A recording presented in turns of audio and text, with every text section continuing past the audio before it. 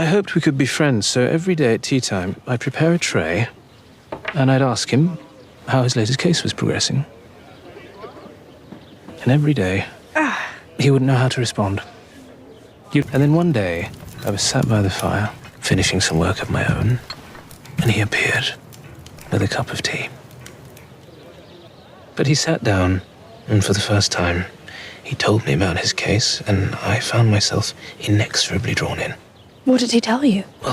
Hello အားလုံးပဲမင်္ဂလာပါဒီနေ့ရှင်းပြပေးမယ် Fraser Verb လေးကတော့ draw in ဒါမှမဟုတ် draw into ပဲဖြစ်ပါတယ်ကျွန်တော်တို့ကရုပ်ရှင်ကောင်းကောင်းတစ်ခုကြည့်ရတဲ့အခါမျိုးဒါမှမဟုတ်စာအုပ်ကောင်းကောင်းဖတ်ရတဲ့အခါမျိုးမှာ TV တွေကနေမျက်စိမခွာနိုင်တာမျိုးစာအုပ်ဆိုရင်လည်းလက်ကနေမချနိုင်တာမျိုးဖြစ်တတ်ကြပါတယ်ဇလန်းထဲမှာမျောပြီးတော့ကိုယ်ပဲတကယ်ပဲရုပ်ရှင်ထဲကိုရောက်သွားသလိုမျိုးကိုယ်ပဲဇလန်းထဲမှာဝင်ပါနေရသလိုမျိုးခံစားရတာမျိုးကြုံမှုကြမှာပါအဲ့လိုမျိုးဖြစ်တာကို draw in ဖြစ်တယ်ဆိုပြီးတော့ပြောတာပါThe first chapter will draw you into the wonderland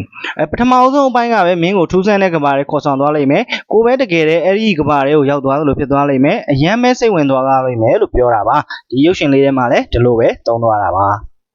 ရှားလော့ဟုံရဲ့တငယ်ချင်းဒေါက်တာဝက်ဆန်ကသူစပြောင်းလာတော့ဟာတဲ့ရှားလော့ဟုံနဲ့တငယ်ချင်းဖြစ်ဖို့မျှော်လင့်ခဲ့တယ်တဲ့အဲ့ဒီမှာပဲသူနေတိုင်းလက်ဖက်ရည်တောက်တဲ့ချိန်ဆိုလို့ရှိရင်လက်ဖက်ရည်ပန်းပြင်ပြီးတော့သူ့ရဲ့အမှုတွေဘယ်လိုနေလဲဆိုပြီးတော့မေးကြည့်တယ်တဲ့ဒီတိုင်းပဲရှားလော့ဟုံကလည်းဘယ်လိုဖြန့်ပြရမှန်းကိုမသိဘူးတဲ့ဒါပေမဲ့တနေ့မှာတော့တဲ့သူမီလင်းမုံနာမှာထိုင်ပြီးတော့အလုပ်တွေပြီးသက်နေတော့မှရှားလော့ဟုံကလက်ဖက်ရည်တစ်ခွက်နဲ့ပေါ်လာတယ်တဲ့ထိုင်ပြီးတော့ပထမအဆုံးအချိန်ပဲသူ့အမှုကြောင့်လည်းပြောပြတယ်တဲ့ I found myself inexorably drawn in. မတားနိုင်မစည်းနိုင်ပဲကိုယ်တိုင်ဝင်ပါလို့ဖြစ်သွားတယ်အရန်စိတ်ဝင်စားသွားတယ်ဆိုပြီးတော့ပြောတာပါရုပ်ရှင်လေးကိုတစ်ခေါက်လောက်ပြန်ကြည့်လိုက်ပါဦး I hoped we could be friends, so every day at tea time, I'd prepare a tray,